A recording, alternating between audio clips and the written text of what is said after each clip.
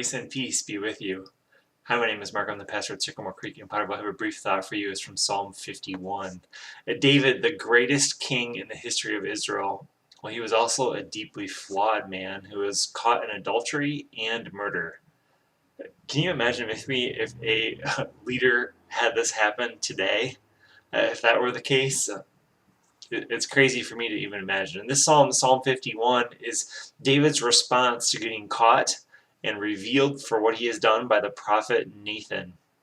David confesses, although not really specifically here about what he did in this psalm, but in the midst of that confession, he seeks God's mercy and God's forgiveness.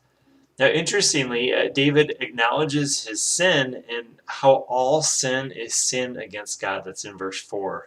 He paints a picture of God loving us, but that we continually turn away from God. That's verses 5 and 6. And David asks God to create in me a pure heart, O God, and to renew a steadfast spirit within me. It's a famous verse, Psalm 51, verse 10. David knows that to pursue God and to pursue God's righteousness, he will need God's help. We're going to need it too.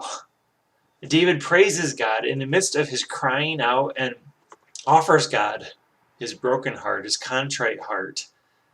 I want to encourage you today to offer God your broken and contrite heart and know that God forgives, Because what this psalm does is this psalm points us to Jesus, and it points us to the power of God through Jesus to forgive anything. Anything. Now, David didn't know Jesus yet, and yet this psalm hopes for Jesus, who is available to us today. Praise be to God. Grace and peace be with you.